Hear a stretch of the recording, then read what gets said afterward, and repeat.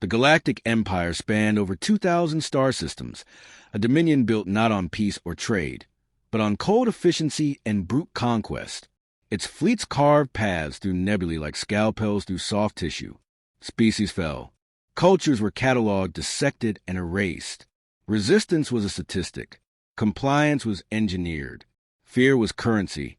When the scanners detected a blue and green planet orbiting a G-type star in a previously uncharted fringe spiral, it was marked for immediate evaluation. A pre-FTL civilization, technologically irrelevant, strategically minor, sociologically volatile, high in emotional irregularities. Permission for a passive abduction granted. On a quiet rotation of that world, during what local inhabitants called night, 3 small life forms were taken, all female, ages uneven. Biometric patterns confirmed they were of the same maternal genetic line. The Empire didn't assign names. They were logged as specimen C12A, C12B, and C12C. No significant resistance was recorded during the retrieval. The oldest had clung to a simple piece of cloth. The youngest had been asleep.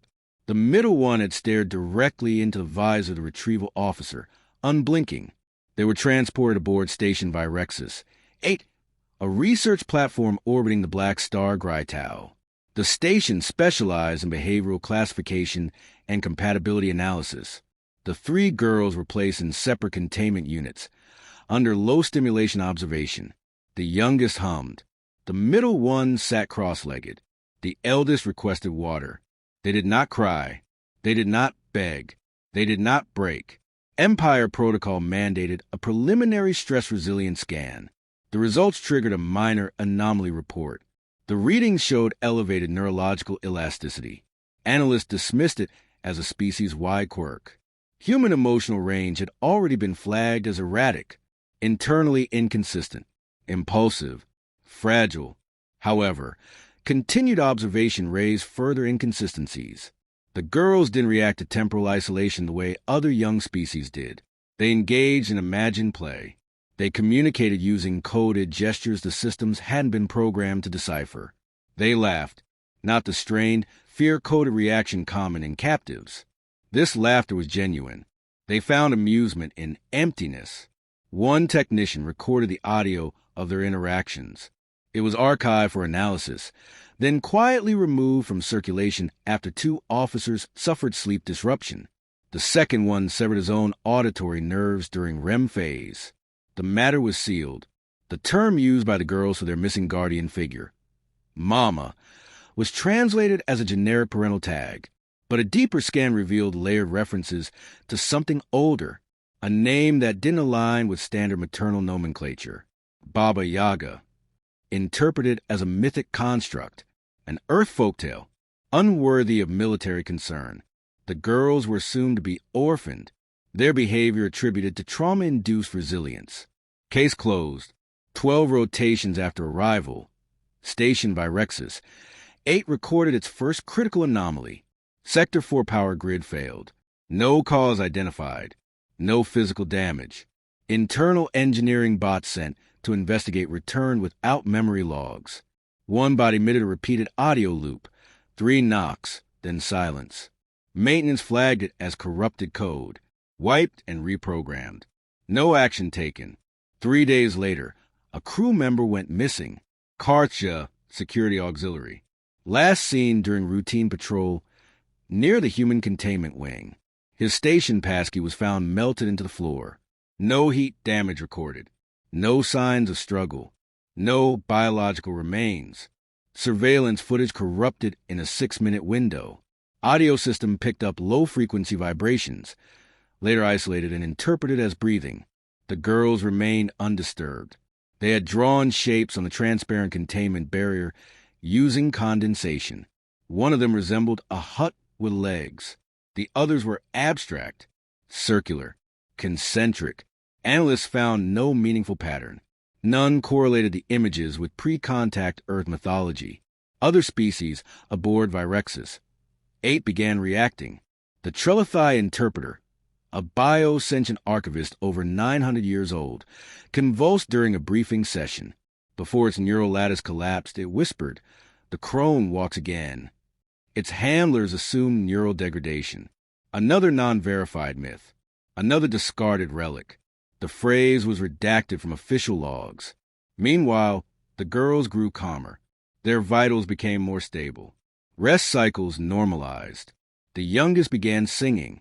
At first, a simple melody.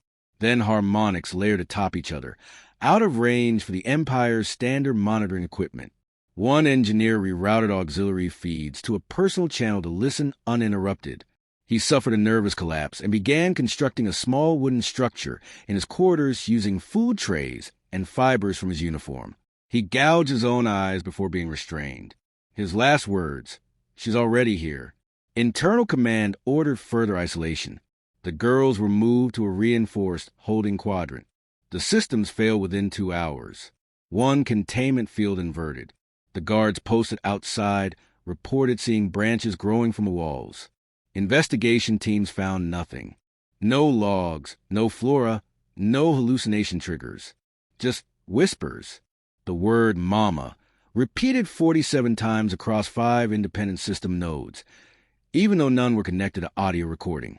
Command assumed sabotage, rebellion. Dissident factions within the Empire had been known to exploit psychological warfare. But when a Class 9 warbot began reciting nursery rhymes in Russian and opened fire on its own control station, the saboteur theory collapsed. The station requested backup. Reinforcements were sent from Dreadnought Ulderian. By the time they arrived, 26% of Virexus 8's crew had vanished. No alarms triggered. No damage recorded. The station's logs showed time dilation in certain sectors. Seconds stretched into hours. Crew who entered those zones returned aged, gray-haired, incoherent. One was found to have traces of birch sap in his veins. The girls remained untouched. They began to smile more. Their gestures became synchronized. One tapped on the floor 3 times. Another waited exactly 7 seconds before replying with 2 taps. None of the response patterns matched any known language. A cryptoling was assigned to decode the sequence attempted to replicate the rhythm and suffered cardiac arrest after repeating the sequence. His final recorded note, "The door is open." The Empire initiated a quiet lockdown. All transmissions classified. All personnel above rank Theta 4 were briefed on potential Class X contaminant or pre-singularity technology. The word Earth began to carry weight it previously hadn't. The unknown became the unacceptable. A decision was made: terminate the specimens. Underneath the frozen hull of Irexus, something stirred in the folds of space. It was not recorded, not measurable, and not discussed. The Empire's communication blackout had failed. Across sectors once loyal to the iron spine of galactic law, outposts began transmitting fragments of warnings. Patternless, wordless, just pulses, strange rhythms like ancient footsteps echoing through hyperspace. Then silence. The 3 girls had vanished from the station without triggering a single protocol. No one witnessed their exit. The last record of their biometric signals showed them resting, stable, unremarkable. Then nothing. The Empire dispatched high-threat recovery agents. None returned. Some simply disappeared.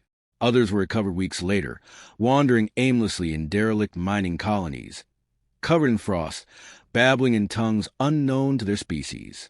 When translated, all uttered the same phrase: "The forest is awake."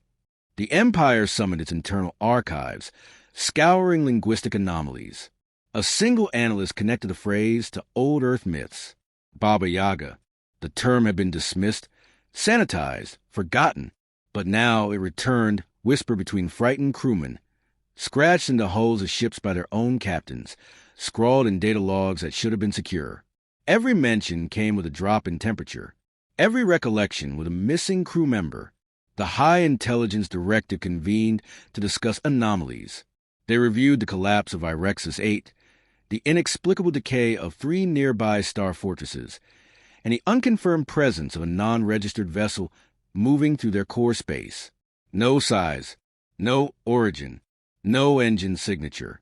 A shadow that consumed radio, devoured light, and bent detection fields.